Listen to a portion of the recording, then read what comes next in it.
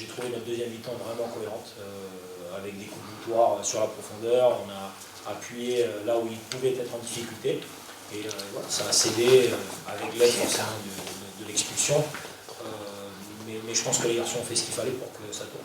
C'est vrai qu'on l'a vu dès l'entame de la seconde période, avec plus d'intensité, avec plus de mouvement. C'est quand même Josué qui provoque le carton rouge et le penalty, alors qu'il est un petit peu le symbole de ce match, parce qu'en première mi-temps... Non, on l'a pas vu. Alors, après, il le sait, on discutait également.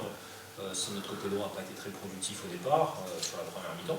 Mais voilà, il y a une grande qualité dans ce groupe, c'est que les joueurs savent se remettre en cause, savent aussi basculer de quelque chose qui est pas génial à quelque chose de très très bon. J'ai trouvé la deuxième mi-temps de Josué excellente. Amir, c'est pareil, il s'est mis à un niveau extraordinaire en deuxième mi-temps. Donc voilà, on a complété un petit peu les manques sur la deuxième mi-temps et on a pris le dessus. Voilà, sans donner pratiquement d'occasion, même sur tout le match, je pense qu'on a plutôt bien géré. Et ça donne un socle très stable, parce que même quand on n'arrive pas à trouver des décalages, quand on ne concède pas, ça donne beaucoup de confiance. Et voilà, on enchaîne un clean sheet de nouveau, c'est génial, on continue notre progression, mais les matchs sont durs. Et Annecy est une équipe qui est extrêmement dure à jouer, je l'avais dit en conférence de presse, rien de surprenant, et ils sont extrêmement valeureux, donc il faut aussi dire quand l'adversaire fait de très bonnes choses. Bon, on ne regarde toujours pas le classement. Non, mais maintenant, voilà. On est au quart quand même quasiment du championnat. Oui, mais bon, justement, on n'est qu'au quart du championnat. Les espaces sont très serrés en haut du classement. Il y a beaucoup d'équipes qui imposent un rythme tonitruant. Il faut qu'on essaye de suivre le plus longtemps possible. On verra jusqu'où ça nous mène. Mais notre position de constamment regarder match par match, c'est, je pense, pour nous la meilleure. Et puis on verra quels sont les objectifs et ambitions qu'on se fixera. Des nouvelles de Victor Victor a ressenti une petite décharge sur l'ischio.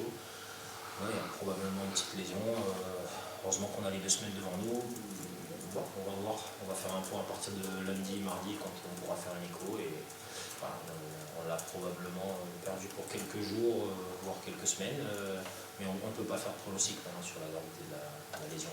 Ça sera probablement entre 2 et 4 semaines. Mais c'est dommage parce qu'il a fait une énorme première mi-temps, c'est vraiment notre socle dans le jeu. Par contre, là, le côté positif, c'est que les garçons ont répondu présent quand il fallait, quand notre capitaine est sorti. Il y a des joueurs qui ont pris le relais. L'entraîne de là a été excellente sur le poste de sentinelle. Et ça, c'est vrai qu'on avait une crainte, qu'est-ce qui se passe quand Victor n'est pas là. Et aujourd'hui, je pense que les garçons, tous les garçons qui sont rentrés ont fait une rentrée extraordinaire, mais c'est vrai que sur le poste de sentinelle, on est un petit peu soulagé que d'autres garçons peuvent prendre le relais si jamais Victor est